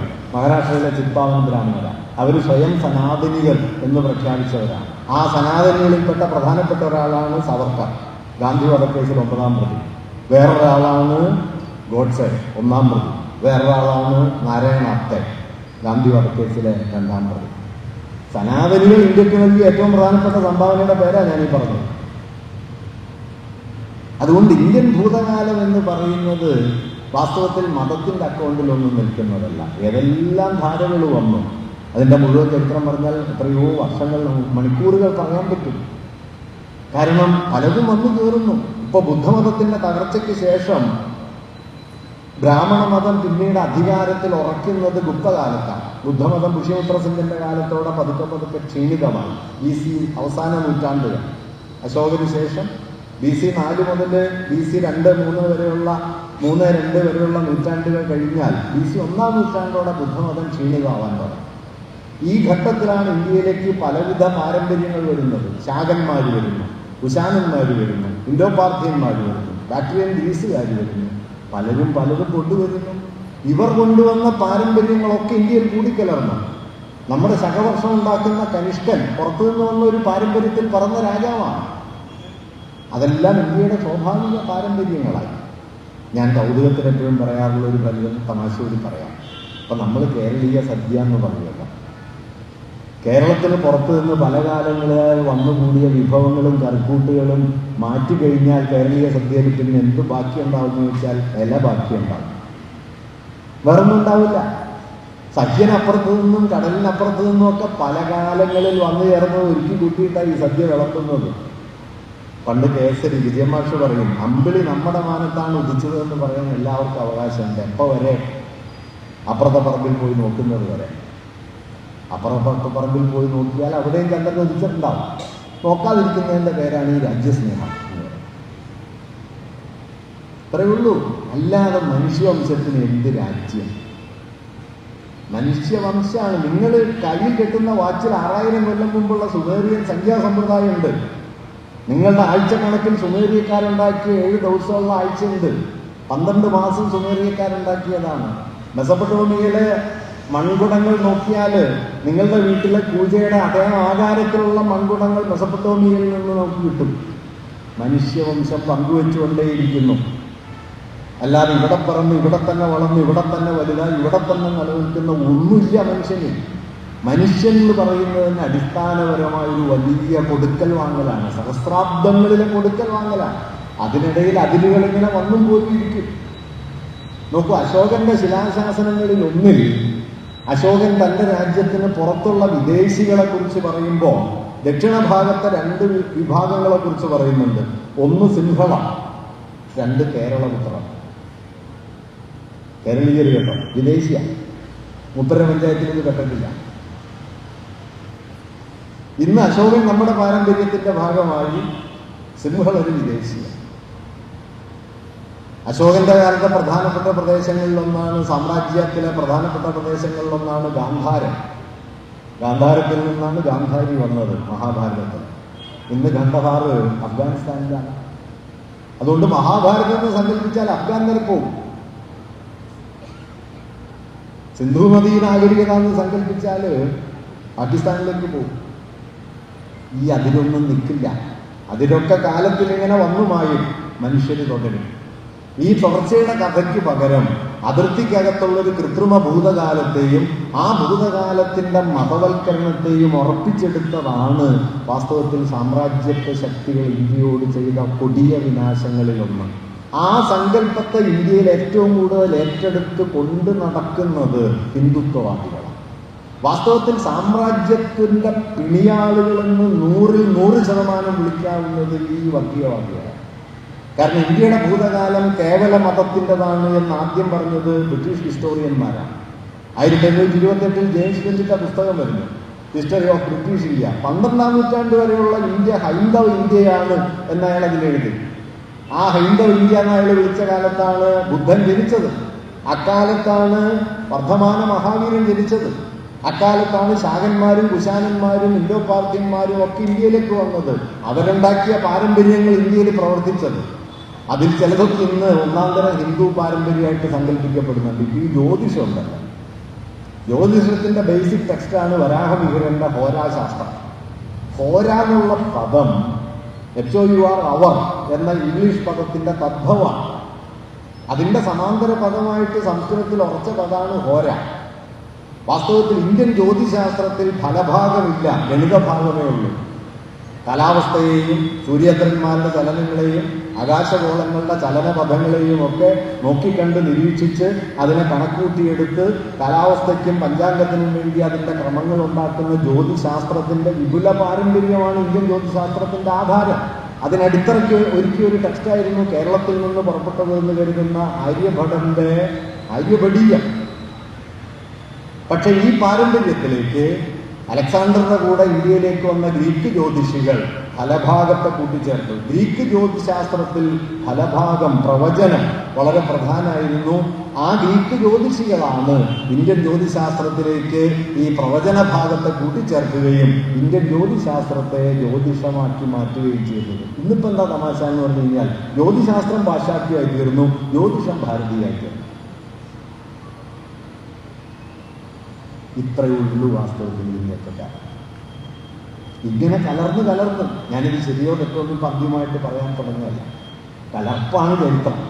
പക്ഷേ ഈ കലർപ്പിനെ മറച്ചു പിടിച്ചിട്ട് ഹിന്ദു എന്ന വാക്ക് പേർഷ്യനാണ്. ജ്യോതിഷം ഗ്രീക്ക് പാരമ്പര്യത്തിൽ നിന്നാണ് ഫലഭാഗത്തിലേക്ക് നീങ്ങിയത്.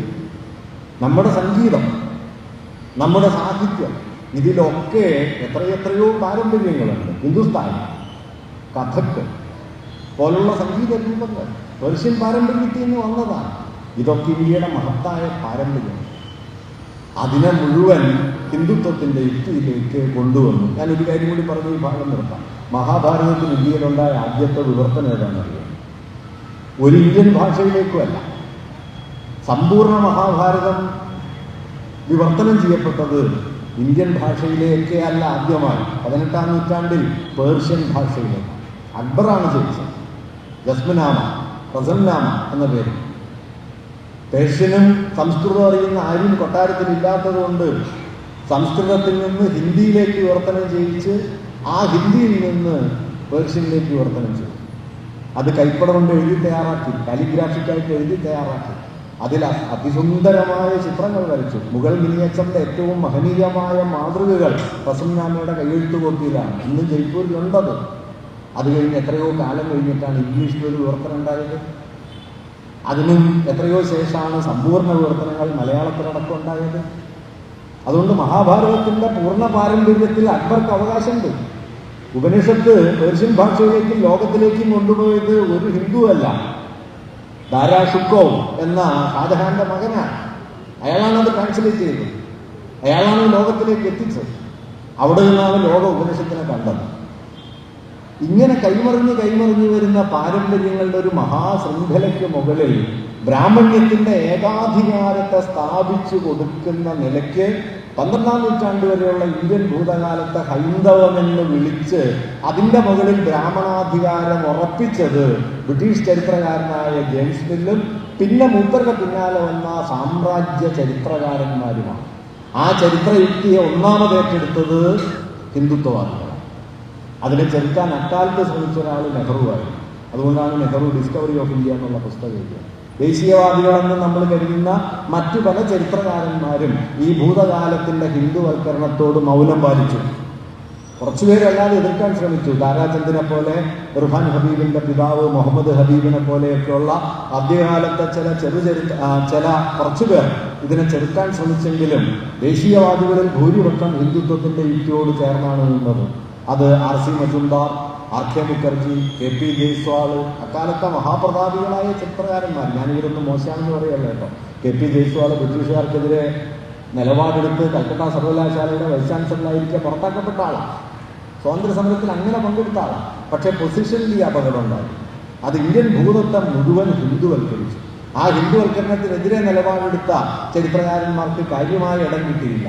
അതിനുള്ള വലിയൊരു ശ്രമം പൊളിറ്റിക്കലായി നടത്തിക്കൊണ്ടാണ് നെഹ്റു ഡിസ്കവറി ഓഫ് ഇന്ത്യ എഴുതിയത്. ഗാന്ധിക്ക് പിന്നെ ഈ ഭൂതകാലം എന്ന് പറയുന്നത് ചരിത്ര വസ്തുതകളായിട്ടൊന്നും ഗാന്ധി കണ്ടിട്ടില്ല. ഇപ്പം രാമായണ മഹാഭാരതമൊന്നും ചരിത്ര ഗ്രന്ഥങ്ങളാണെന്ന് ഗാന്ധി ഒരിക്കലും കരുതുന്നില്ല. അതൊക്കെ കഥകളാണ് എന്ന് ഗാന്ധിക്കറിയാം. മനുഷ്യ മനസ്സിലെ ധർമാധർമ്മ സംഘർഷത്തിന്റെ കഥയാണ് ഈ കുരുക്ഷേത്രം, അതല്ലാതെ നടന്ന യുദ്ധമൊന്നുമല്ല എന്ന് ഗാന്ധി എപ്പോഴും പറയും. ഞാൻ പറഞ്ഞു വന്നത് എന്താണെന്ന് വെച്ച് കഴിഞ്ഞാൽ, അതുകൊണ്ട് വർഗീയതയുടെ ആധാരബലം എന്താണെന്ന് വെച്ച് കഴിഞ്ഞാൽ, ഒന്ന്, അത് ഇന്ത്യൻ ഭൂതകാലത്തിന് മുകളിലുള്ള ബ്രാഹ്മണ്യത്തിൻ്റെ അവകാശാധികാരങ്ങളാണ്. ഭൂതകാലത്തിൻ്റെ മറവറ്റി നിന്ന് ദേശീയതയുടെ അവകാശികൾ തങ്ങളാണ് എന്ന് നടിക്കാൻ ഇന്ത്യയിലെ ഹൈന്ദവ വർഗീയവാദികൾ കയറിയും കുറഞ്ഞും കഴിഞ്ഞിരുന്നു. അതിനെ ചെറുക്കാൻ കൂടി വേണ്ടിയിട്ടാണ്. നിങ്ങൾ ശ്രദ്ധിച്ചിട്ടുണ്ടോ, സ്വാതന്ത്ര്യം കിട്ടിയതിനു ശേഷം ഇന്ത്യൻ രാഷ്ട്രത്തിൻ്റെ അടിസ്ഥാന മുദ്രകളായി സ്വീകരിക്കപ്പെട്ടതെല്ലാം ബൗദ്ധമായ അടയാളങ്ങൾ. ദേശീയ പതാകയിലെ ധർമ്മചക്രം ചർക്ക വേണമെന്നായിരുന്നു ഗാന്ധി പറഞ്ഞത്. നെഹ്റു ചർക്ക മാറ്റിയിട്ട് ധർമ്മചക്രം, 24 ആരക്കാലുകളുള്ള ധർമ്മചക്രം.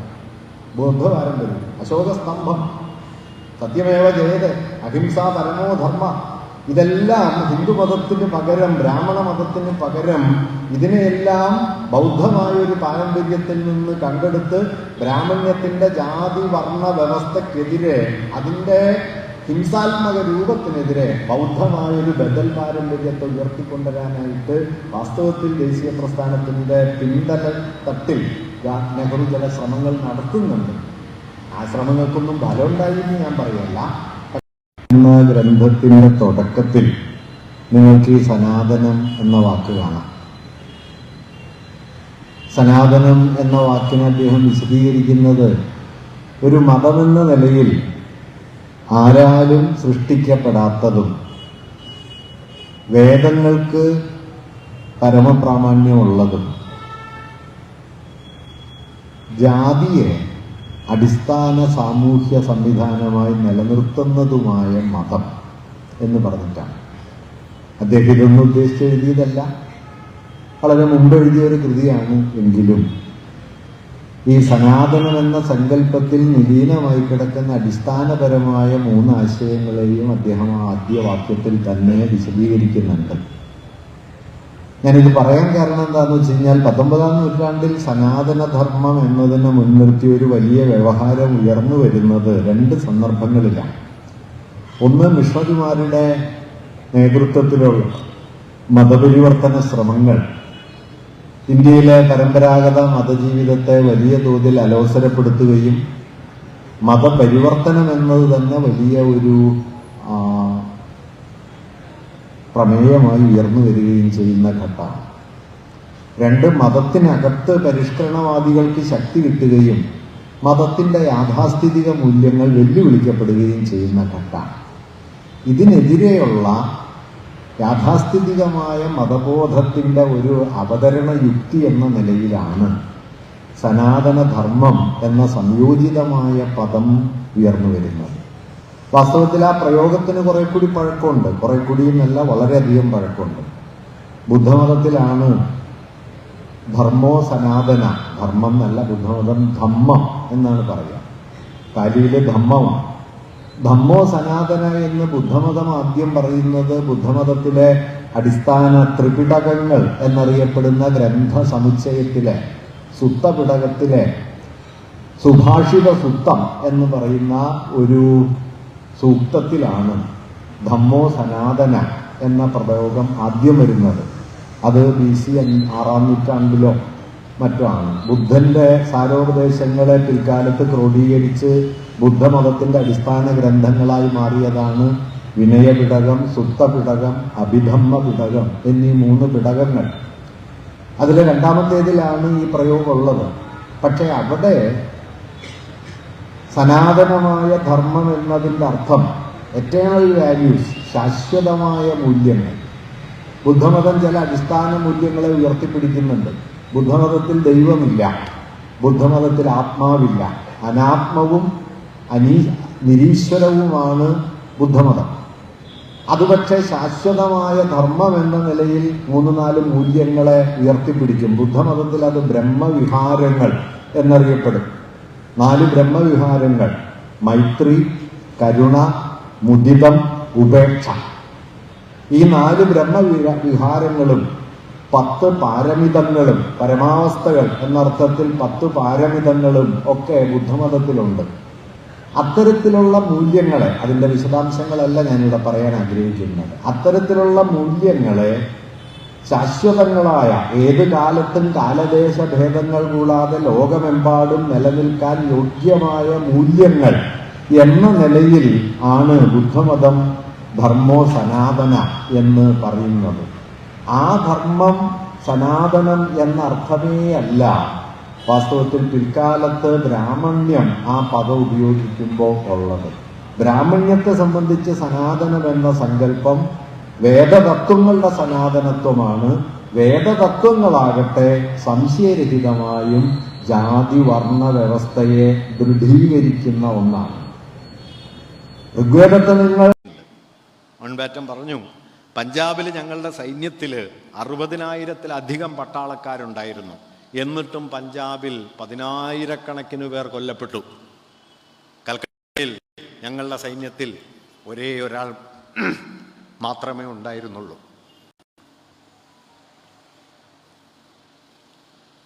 മഹാത്മാവേ, അങ്ങയ്ക്ക് നന്ദി.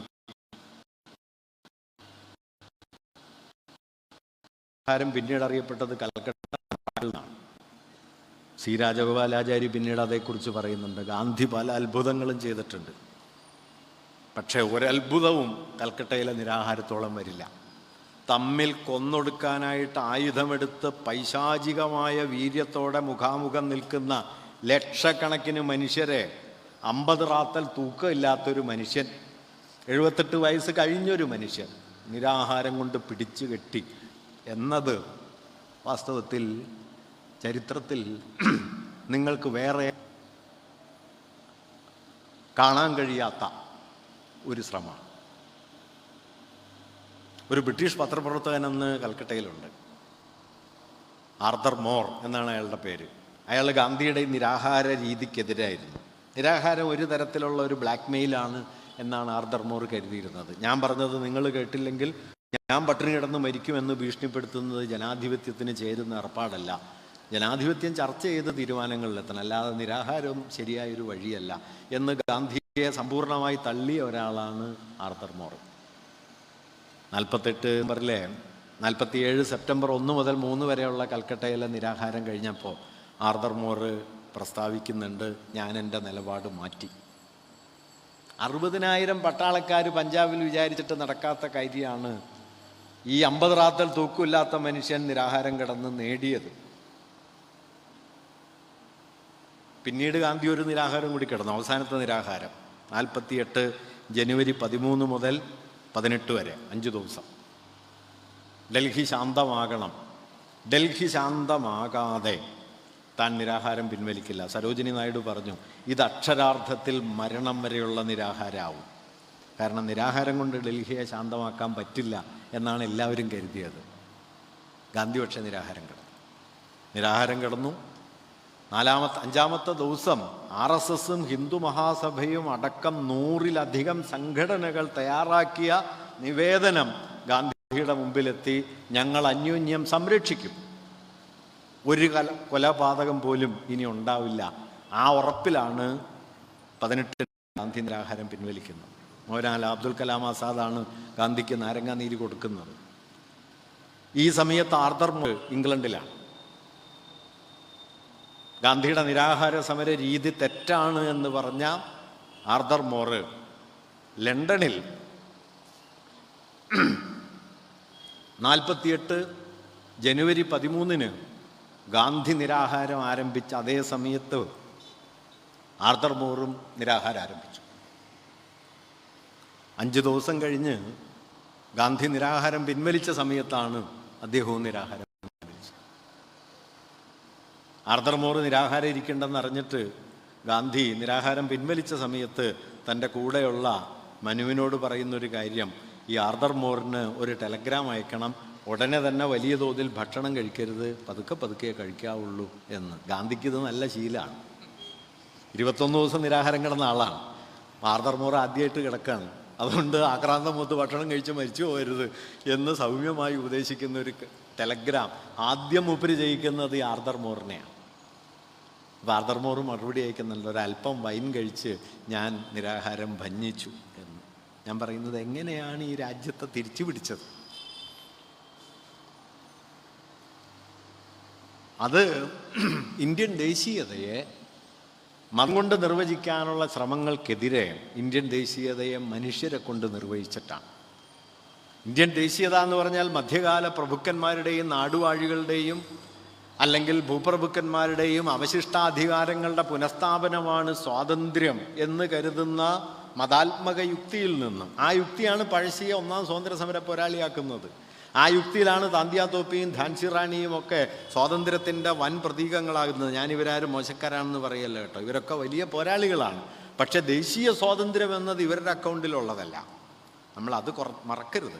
പഴശ്ശിയുടെ ധീരോദാത്തമായ പോരാട്ടത്തെ മാനിക്കുമ്പോഴും നമ്മൾ ഓർക്കേണ്ട ഒരു കാര്യം, കമ്പനിയും ടിപ്പു സുൽത്താനും തമ്മിലുള്ള യുദ്ധത്തിൻ്റെ സന്ദർഭത്തിൽ പഴശ്ശി ടിപ്പുവിനെതിരെ കമ്പനിക്കൊപ്പമായിരുന്നു. ബ്രിട്ടീഷുകാർക്കെതിരെ പഴശ്ശി യുദ്ധം ചെയ്തു, ഒരു സംശയമില്ല. ധീരോദാത്തമായി 10 കൊല്ലം പോരാടി. പക്ഷെ അതിനു മുമ്പ് ടിപ്പു കമ്പനിക്കെതിരെ യുദ്ധം ചെയ്യുന്ന സമയത്ത് ടിപ്പുവിനെതിരെ കമ്പനിയോടൊപ്പം ചേർന്ന ഒരാളായിരുന്നു പഴശ്ശി. പഴശ്ശി കമ്പനിയായിട്ട് തെറ്റിയത് എവിടെ വെച്ചാണ്? അത് ബ്രിട്ടൻ ഇന്ത്യ കീഴടക്കിയതുകൊണ്ടോ, ബ്രിട്ടൻ മലബാർ കീഴടക്കിയതുകൊണ്ടോ, മലബാറിലെ അവകാശാധികാരങ്ങൾ നാട്ടുരാജാവിൽ നിന്ന് കമ്പനി കവർന്നെടുത്തത് കൊണ്ടുപോലുമോ അല്ല. കുറുമ്പ്രനാട്ട് താലൂക്കിലും പരിസര പ്രദേശത്തും കരം പിരിക്കാനുള്ള അവകാശം തനിക്ക് തരാതെ അമ്മാവനായ കേരളവർമ്മയ്ക്ക് ഏൽപ്പിച്ചു കൊടുത്തതായിരുന്നു പഴശ്ശിയുടെ പ്രശ്നം, അല്ലാതെ കമ്പനിയല്ല. കരം പിരിക്കാനുള്ള അവകാശം തനിക്ക് വേണം, ചുങ്കാധികാരം തനിക്ക് വേണം. അതിനപ്പുറത്ത് പഴശ്ശിക്ക് അവകാശമൊന്നും ഉണ്ടായില്ല. ഗാന്ധിയുടെ പ്രശ്നം ഇതൊന്നും ആയിരുന്നില്ല. അതുകൊണ്ട് പഴശ്ശി രാജാവിൽ തുടങ്ങി ഗാന്ധിയിൽ അവസാനിക്കുന്ന ഒരു സ്വാതന്ത്ര്യ സമര ചരിത്രം ഉണ്ടാക്കി കഴിഞ്ഞ് കഴിഞ്ഞാൽ ഇതിൻ്റെ അക്കൗണ്ട് മൊത്തം മാറിപ്പോകും. അങ്ങനെ മാറാൻ പാടില്ല. പഴശ്ശിയുടെ പോരാട്ടത്തിൻ്റെ മഹത്വത്തെ മാനിക്കുമ്പോൾ, അല്ലെങ്കിൽ മധ്യകാല പ്രഭുക്കന്മാരുടെ പോർവീര്യത്തെ മാനിക്കുമ്പോൾ, അതെല്ലാം മാനിക്കുമ്പോഴും നമ്മൾ ഓർക്കണം, അവർ വാദിച്ചത് മധ്യകാല നാടുവാഴി അധികാരത്തിൻ്റെ പുനഃസ്ഥാപനത്തിന് വേണ്ടിയിട്ടാണ്, അവശിഷ്ടാധികാരങ്ങളുടെ സംരക്ഷണത്തിന് വേണ്ടിയിട്ടാണ്. ദേശീയ പ്രസ്ഥാനം വാദിച്ചത് അതിനു വേണ്ടിയിട്ടല്ല, സ്വരാജ്യം, സ്വകീയമായ അവകാശാധികാരങ്ങളുള്ള കോടാനുകോടി മനുഷ്യരുടെ ഉടമസ്ഥതയിലേക്ക് ഈ രാജ്യം മാറുക. ആ പരിശ്രമമാണ് ആധുനിക ഇന്ത്യയായി തീർന്നത്. ആ പരിശ്രമത്തെ ആകെ സംഗ്രഹിച്ചാണ് നമ്മുടെ ഭരണഘടന തുടങ്ങുന്നത്. We the people of India. എന്താണ് ഇന്ത്യ? അത് ദൈവമല്ല, അത് ചക്രവർത്തി പരമ്പരയല്ല, അത് മതമല്ല, സംസ്കാരമല്ല, മറ്റെന്തെങ്കിലും മൂല്യങ്ങളല്ല. We the people. ഇങ്ങനെ നമ്മൾ ഇന്ത്യയിലെ ജനങ്ങൾ എന്ന അടിസ്ഥാന യുക്തിയിലേക്ക് ദേശീയതയെ രൂപാന്തരപ്പെടുത്തിയ ഒരു മഹാപരിശ്രമം കൊണ്ട് കൂടിയാണ് വാസ്തവത്തിൽ വർഗീയതയ്ക്കെതിരായ ഒരു സമരമുഖം 20കൾ മുതൽ 40കളുടെ പകുതി വരെ ഇന്ത്യയിൽ വളർന്നു വന്നത്. ആ ദേശീയ പാരമ്പര്യത്തെ പക്ഷെ പിന്നെ മുമ്പോട്ട് കൊണ്ടുപോകാനോ മതനിരപേക്ഷമായ ഒരു അടിസ്ഥാന യുക്തിയെ സംരക്ഷിക്കാനോ നേരത്തെ ഇവിടെ സ്വരാജ് സൂചിപ്പിക്കുകയുണ്ടായി. നമ്മുടെ ആധുനിക ഭരണകൂടത്തിന് കഴിഞ്ഞില്ല. പല ഘട്ടങ്ങളിൽ നടത്തിയ ഒത്തുതീർപ്പുകളുണ്ടായിരുന്നു. അടിയന്തരാവസ്ഥ പോലെ ഒരു നിയമവിരുദ്ധ വഴിയിലൂടെ ഹിന്ദുത്വ രാഷ്ട്രീയത്തിന് വീണ്ടും സാമൂഹ്യമായ രാഷ്ട്രീയ സന്ദർഭത്തിന് രൂപം കൊടുക്കാനും കോൺഗ്രസ് തയ്യാറായി. വാസ്തവത്തിൽ അടിയന്തരാവസ്ഥയുടെ അനന്തരഫലങ്ങളിൽ ഏറ്റവും മാരകം അടിയന്തരാവസ്ഥ ഒരു അർദ്ധ ഫാസിസ്റ്റ് ഭരണമായിരുന്നു എന്നതിനേക്കാൾ ദീർഘകാലാടിസ്ഥാനത്തിൽ അത് ഇന്ത്യയെ അപകടപ്പെടുത്തിയത് അത് ഹിന്ദുത്വത്തിൻ്റെ രാഷ്ട്രീയ യുക്തിക്ക് അടിവേരൊരുക്കി കൊടുത്തു എന്നുള്ളത്. ഹിന്ദുത്വത്തെ അത് നോർമലൈസ് ചെയ്തു. സോഷ്യലിസ്റ്റുകളും മറ്റെല്ലാവരും ഒത്തുചേർന്നൊരു സമരമുഖമുണ്ടാക്കുകയും ആ സമരമുഖത്തിനുള്ളിലൂടെ അക്കാലം വരെ പത്തി താഴ്ത്തിയിരുന്ന ഹിന്ദുത്വ രാഷ്ട്രീയത്തിന് സാമൂഹികമായൊരിടം ഉണ്ടാക്കി കൊടുക്കുകയും ചെയ്തു. അത് പിന്നീട് ബാബറി മസ്ജിദിൻ്റെ പ്രശ്നമായി. പൂട്ടിയിടപ്പെട്ട ബാബറി മസ്ജിദ് തുറന്നു കൊടുത്തു. അങ്ങനെ തുറന്നു കൊടുക്കുകയും ശിലാന്യാസത്തിന് അനുവാദം കൊടുക്കുകയും ചെയ്തു. 1992 ഡിസംബർ 6 പള്ളി പൊളിച്ചു. പള്ളി പൊളിക്കുന്ന അന്ന് രാവിലെയും ഇന്ത്യൻ പ്രധാനമന്ത്രി പറഞ്ഞത് ഒന്നും സംഭവിക്കില്ല. ഉച്ചയായപ്പോൾ പള്ളിയില്ല. 49 ഫെബ്രുവരി 29 ബാബറി മസ്ജിദിനുള്ളിൽ ആദ്യമായിട്ട് രാമക്ഷേത്രം സ്വയംഭൂവായി വന്നത്. ഇപ്പം അക്കൗണ്ട് അങ്ങനെയാണ്, എല്ലാം അങ്ങ് സ്വയംഭൂവാകും. ഞാൻവാബി പള്ളിയിൽ എല്ലാ പള്ളികൾക്കകത്തും ഇങ്ങനെ സ്വയംഭൂവാകും. അന്ന് സ്വയംഭൂവായി. അന്ന് മുഖ്യമന്ത്രി ജെ ബി പന്താണ്, ഗോവിന്ദവല്ലഭൻ GB പന്താണ്. GB പന്ത് നെഹ്റുവിന് കത്തെഴുതി, ഇങ്ങനെ ഒരു വിഗ്രഹം ഉയർന്നു വന്നിട്ടുണ്ട്, എന്ത് ചെയ്യണം? അപ്പം നെഹ്റു മറുപടിയായിട്ട് എഴുതി, അതെടുത്ത് സരയൂയിൽ ഒഴുക്കിക്കളയണം. സരയൂയിൽ ഒഴുക്കിക്കളയണം, ഇല്ലെങ്കിൽ ഭാവി രാഷ്ട്രീയത്തിൽ അത് വലിയ അപകടം ഉണ്ടാക്കും. പക്ഷേ അലഹബാദ് ഫൈസാബാദ് നിയോജക മണ്ഡലത്തിൽ ഉപതെരഞ്ഞെടുപ്പ് നടക്കുകയാണ്. സോഷ്യലിസ്റ്റ് നേതാവായ അച്യുത് പടുവർത്തൻ രാജിവെച്ച് അവിടെ പാർലമെൻറ്റ് ഉപതെരഞ്ഞെടുപ്പ് നടക്കുന്ന സന്ദർഭമായതുകൊണ്ട് ഹിന്ദുക്കളുടെ വോട്ട് നഷ്ടപ്പെടാതിരിക്കാൻ വേണ്ടി JB പന്ത് എന്ത് ചെയ്തെന്ന് വെച്ച് കഴിഞ്ഞാൽ ബാബറി പള്ളി അടച്ചുപൂട്ടി. അങ്ങനെയാണ് പള്ളി അടഞ്ഞുപോയത്. ബാബറി പള്ളി അടച്ചുപൂട്ടുകയും നെഹ്റുവിൻ്റെ ഉപദേശം മാനിക്കാതെ ബാബറി പള്ളിയെ തർക്കമന്ദിരമാക്കി. ആ തർക്കമന്ദിരം എന്ന പേരാണ് NS മാധവൻ്റെ കഥയിൽ ചുല്യാറ്റ് പേന വിറയ്ക്കുന്ന കൈകളിൽ ഉളിപോലെ പിടിച്ച് തർക്കമന്ദിരം എന്ന വാക്കിന് മുകളിൽ പലവട്ടം വെട്ടി എന്ന് മാധവൻ എഴുതുന്നുണ്ടല്ലോ. അത് തർക്കമന്ദിരമായിരുന്നില്ല, അതൊരു പള്ളിയായിരുന്നു. അത് അടച്ചുപൂട്ടി ഒരു പാർലമെൻറ്റ് മണ്ഡലത്തിലെ ജയത്തിന് വേണ്ടി നടത്തിയ അടച്ചുപൂട്ടലാണ് ഇന്ത്യാ ചരിത്രത്തെ പിന്നെ നെടുകെ വെട്ടിമുറിക്കുന്ന വർഗീയതയായി മാറിയത്. അത് പിന്നെ 1992 വരെ പല നിലയ്ക്ക് തിരിഞ്ഞും മറിഞ്ഞും വന്ന് 92 ഡിസംബർ 6 രാവിലെ പ്രധാനമന്ത്രി പറഞ്ഞു ഒന്നും സംഭവിക്കില്ല. ഉച്ചയായപ്പോൾ പള്ളി ഉണ്ടായില്ല. 49 ഫെബ്രുവരി 28 പ്രധാനമന്ത്രി പറയുന്നുണ്ട്, അതെടുത്ത് കളഞ്ഞേക്കൂ, ഭാവി അപകടത്തിലാവും. 40 കൊല്ലം കഴിഞ്ഞപ്പോൾ അപകടത്തിലായി. മേയർ ഒരു പ്രധാനമന്ത്രി കാലത്ത് 9 മണിക്ക് പറഞ്ഞു ഒന്നും സംഭവിക്കില്ല, ഉച്ചയായപ്പോൾ പള്ളിയില്ല. രണ്ടും പ്രധാനമന്ത്രിമാരാണ്.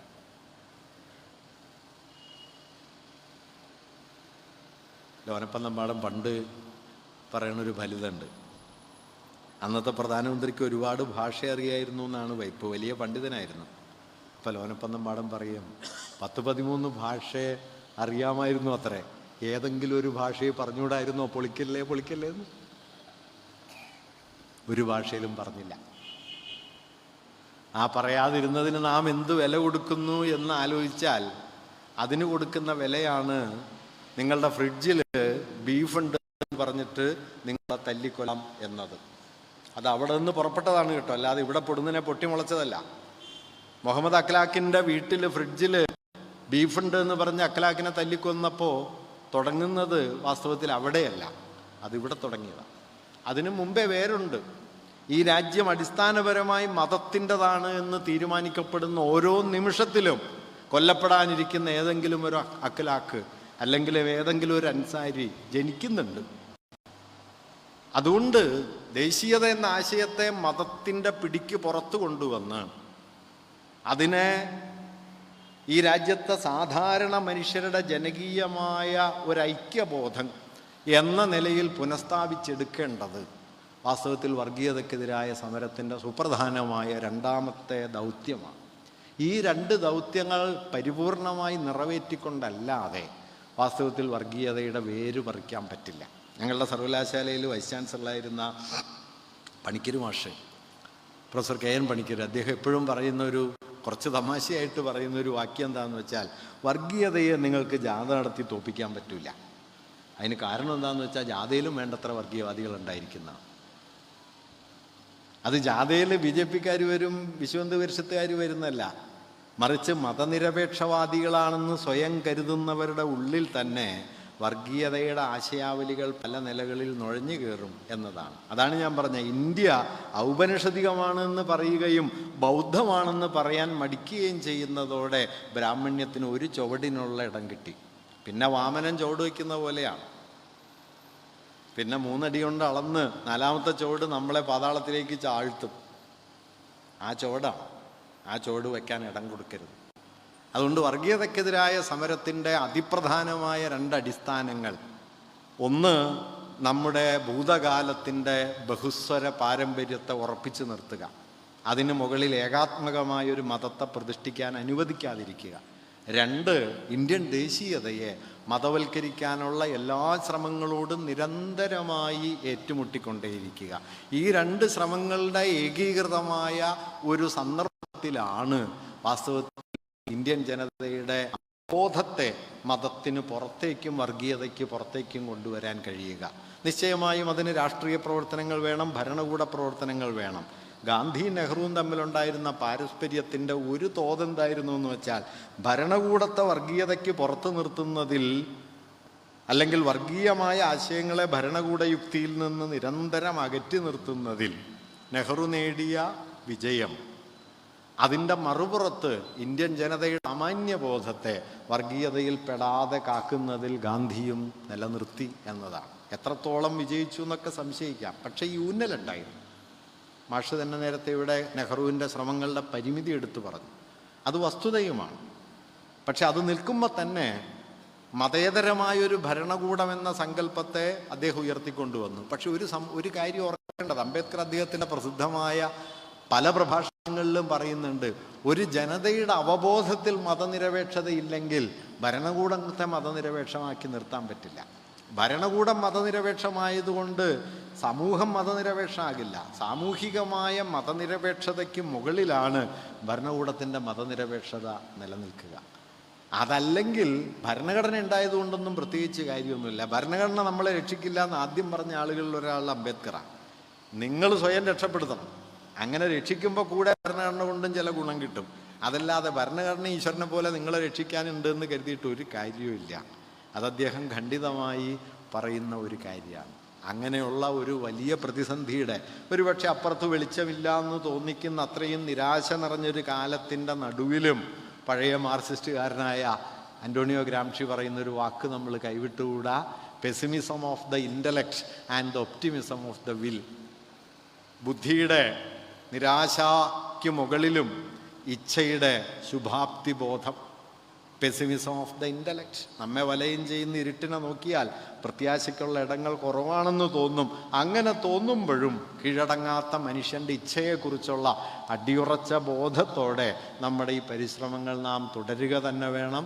അതിലൂടെ മാത്രമേ വാസ്തവത്തിൽ വർഗീയതക്കെതിരായ സമരത്തെ നമുക്ക് മുന്നോട്ട് കൊണ്ടുപോകാൻ കഴിയൂ. പരാജയങ്ങൾ എന്നത് മനുഷ്യവംശത്തെ സംബന്ധിച്ച് അവസാന വാക്കൊന്നുമല്ല. എത്രയോ വലിയ പരാജയങ്ങൾക്ക് മുകളിലാണ് മനുഷ്യവംശം നീതിയുടെ ഓരോ ചുവടും വയ്ക്കുന്നത്. ഫാഷിസ്റ്റുകൾ ഇതിനേക്കാൾ എത്ര വലിയ ശക്തിയായിരുന്നു. ഫാഷിസ്റ്റുകൾ ഒരുപക്ഷെ ലോകം കീഴടക്കി എന്ന് കരുതുന്ന ഘട്ടത്തിലാണ് മോസ്കോയിൽ നിന്ന് അവർ തിരിഞ്ഞു തുടങ്ങി.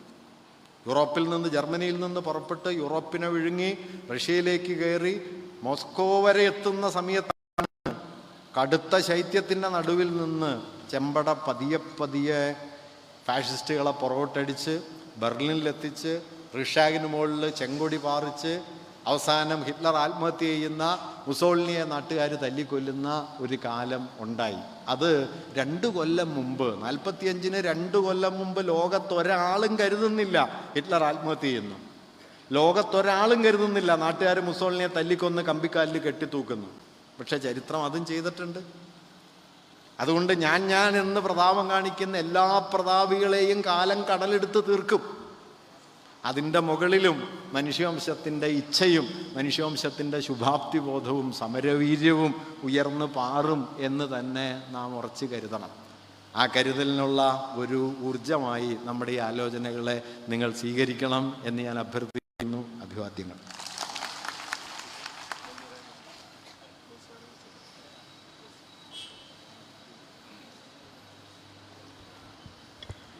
യോഗത്തിന് നന്ദി പറയുന്നത്